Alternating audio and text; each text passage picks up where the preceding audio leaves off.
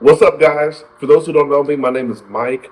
I'm one of the leaders here at the Purpose Church, and we're going to be starting this new thing here, a little vlog thing we're going to have where we're going to get behind the scenes for the pastors, find out about their lives, find out about their relationships, about their struggles, about what it makes them excited. So join us as we go kind of behind the scenes. And this first week, we're going to start with Pastor Catherine. It's always a difficult thing when you start a new church, and so we're going to find out what's going on in her head, what's going on behind her feelings, what's going on with her emotions, how she's doing here. So it's going to be exciting. Join us. Stay tuned. We got some fun stuff ahead of us.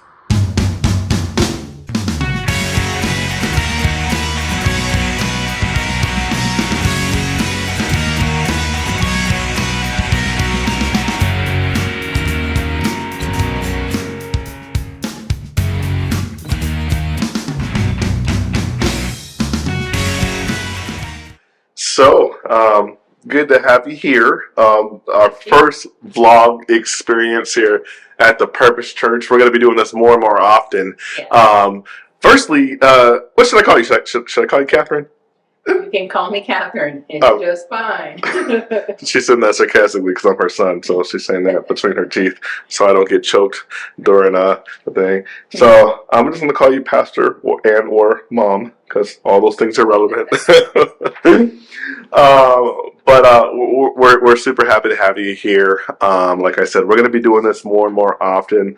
But today we wanted to talk about some of the difficulties that you went into as a head pastor for a small church, right? I know you're bivocational, so you're doing, as they would say in the NFL, two things at once, multiple things at once, and we get that could be a struggle. And so we just want to understand your heart and your emotions and what kind of goes behind there. So I'm going to ask you a few questions here, and you just kind of speak from your heart. Sounds good? Sounds good. Okay. The first question I have is kind of like the expectation versus reality, right? Yeah. People plant a church and they have an expectation sometimes, like we're going to open the door and there's going to be 2,000 people there and people are going to flock to Jesus and it's going to be just this amazing thing because that's what God has called us to do, right? In reality, it doesn't always look like on the ground like you expect. Tell me kind of when you planted the church, kind of what did you expect and then what happened in reality, and tell me some of the excitements about that and some of the disappointments and what goes on there. Yeah, that's a great question. We come from a megachurch, and the reality of a megachurch and how a megachurch plants, we were a part of a couple of large plants in Dallas, and that was great. Thousands and thousands of people. I was on, an elder not on staff, but an elder and teaching in the school of ministry, doing all that kind of stuff with just thousands of people that were just sold out for the Lord. And God called us back to our home, Seattle, and said, plant a church. And so excited and scared and everything else that goes with that. And we put the advertisement out, and some of our old contacts were very excited about coming. And we get here, and there was a few people at opening, but it definitely wasn't mega church. We had rented a community center room, and the excitement was there, but definitely the bubble was slightly burst with the lackadaisical response. Yeah. What do you mean by that? What do you mean by lackadaisical response? And yeah, what do you mean by that? Well, you learn really quickly being a leader in church. I was a leader before, but being actually the senior pastor, that as a leader before, I also followed. I had people that were above me, and if they said for me to be somewhere or asked me, I showed up. Now, with me asking people to show up, that doesn't necessarily happen. Yeah. And so with an all-volunteer staff, and the staff is great. The staff has always been great. But with an all-volunteer staff and no one being paid or compensated in any way, you have to really believe that you're called, and you have to really believe that you're supposed to be there. And and you have to wait on the Lord to convince people around in the community that this is their church. Yeah. Okay. That's good. Which kind of brings me into my second question here. Challenges of attendance. I mean, obviously, when you're down south, it's a little easier to grow. When you're in the Bible Belt, right? In the Northwest, it's a little different. Tell me about some of the challenges of attendance that you've run into, and tell me about kind of some of the emotional response that comes from that sometimes. Sure. Attendance has always been a big deal. Fortunately, my education kind of helped with that. I knew statistically that Washington was the second most unchurched state in all of the United States. So, and of course, I've lived here for years and years prior to moving to the South for 10. So I knew there was going to be some pushback. People that basically worshiped nature more than God, love to be out in the sun and doing all the things and not really giving time to God. The reality of that was crickets. Yeah. Crickets in the sanctuary. And that's a little bit more difficult. The reality of that, as opposed to the head knowledge, is different, for sure. Yeah. So tell me, what does it do from an emotional sense and from a spiritual sense when you walk in, and there's maybe two people on the audience, and then how do you deal with that? How do you get up and then go back the next Sunday and do the same thing, right? How do you know you're called, and then how do you deal with it even when you know you're called from an emotional standpoint? Well, again, fortunately, I had some school that backed me, and I had some experiences. So I knew more than anything else in my life that I was called to this, that God had called me to plant the church, that I had the education, I had the training, and participating in that growth at that point in my life was more important than anything. As always, when you do something for God, things around you sometimes get shaky, and there was a lot of shaking going on in the background. People coming and going out of our lives and the staff's lives, and so it made for instability in emotion. But as far as commitment, it actually did the opposite. It made me realize that no matter what else happens, I can't control people, I can't control situations, but I can control how I respond to God. And so in that way, it was actually easier that things were unstable around, relationships or other situations were unstable around me, Yeah. made my commitment to God even more stable. Well, okay, that's cool. That actually kind of leads me into another question here. Tell me about some personal disappointments that you've run into while planting the church, right? Maybe spiritual attacks or anything that's happened personally that's been difficult around the plant. Sure. I guess the instability of the people around. Not a lot of people said, "Oh, that's so exciting. Let's go plant." I'm in. But really, they didn't have the spiritual stability to hold them to the little subtle attacks and sometimes not so subtle attacks Yeah. that happen when planting, doing something major for God. And so when, it's a sower and the seed, right? When things got difficult, when sticker bushes came and the seed got scattered in certain areas in their lives, they stopped serving, they stopped being committed. And that was new for me. That was not something that maybe too much sports as a kid.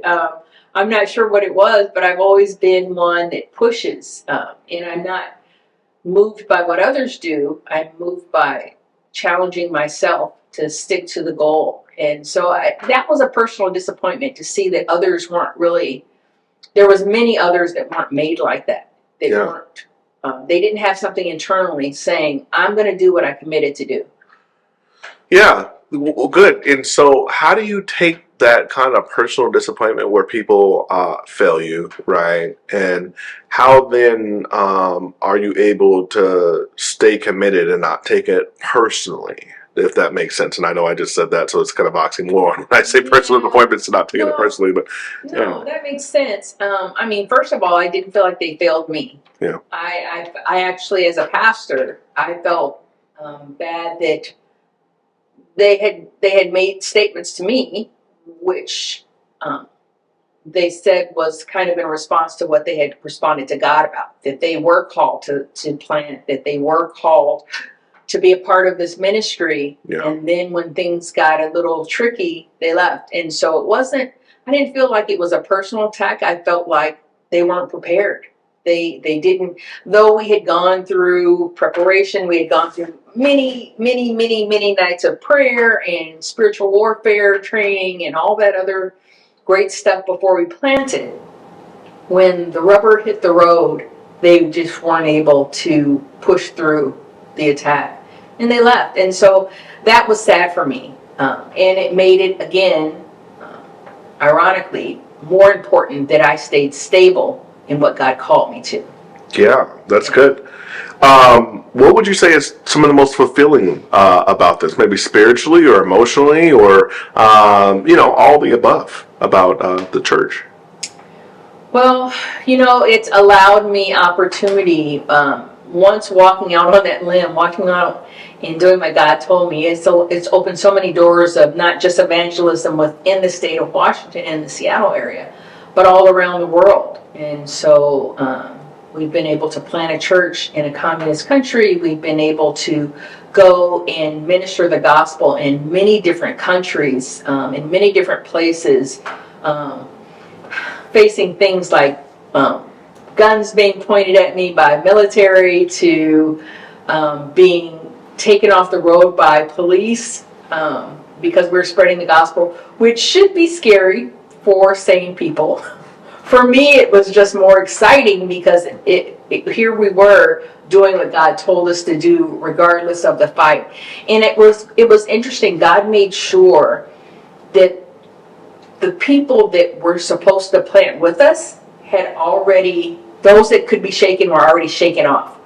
And so when those challenges came up, when we were doing church here locally, but also evangelizing, when the challenges came up in the different evangelistic kind of areas, they were not strange. They were not scary. They were, this is how it looks. Spiritual warfare looks like this in this country, and it looks like this in this country, and it looks like this in this city. And it was just a matter of putting them in different categories. And so it wasn't scary. It was almost comforting that I knew that I was on the right track, that there was pushback and there was attack. I mean, Paul's first ministry, when he went out to preach the gospel, he had to be lowered in a kind of on the side of a wall outside the city because the church itself attacked him. So I was like, I'm on the right track. Okay. Tell us something that we don't know about you, like maybe what kind of music you like, or tell us something personal about you outside of, if you were introducing yourself outside of, hey, I'm just the pastor, but as a person, tell us about yourself. I'm driven. I'm a driven person. I look at things that are important to me or important to God, and I will do anything and everything within my means to make that come to pass. It took me 18 years to get my undergraduate, 3.5 years to get a double master's, and another 5 years during COVID to get a doctorate. I've been in school all of my adult life, actually all of my life. And it was, during those times where I was getting my undergraduate and it took 18 years, I was taking one class at a time because I had a family and I had a spouse and I had commitments and a job, and I did what I could do for the time. And so that's kind of, I think, why I'm a good fit for this, why God maybe chose me for this, because he knew that I was going to keep ticking the boxes as they got set in front of me, rather than throwing my hands up and saying, it's too hard, I can't do it. Gotcha. Yeah. Okay. If you had to choose a favorite superhero, what would you say? Wonder Woman. Why? She's a woman. I'm a woman. The obvious. I guess just because She looks fat. I've said this before. She looks fabulous in a swimsuit while she's slaying her opponents. Who does that? That's like all women's dream to look fabulous as you're out there slaying your enemy. But on a serious note, because she was so passionate, she was passionate about protecting her people and protecting what was important. And it wasn't just about her. It was about the greater good. Gotcha. Okay. What about your favorite 80s band? DeBarge. DeBarge. Yeah. Gotcha. Okay. Well, it was good having you with us this week. We appreciate you taking the time, and hopefully we do this again soon. Thank you. I appreciate you. All right.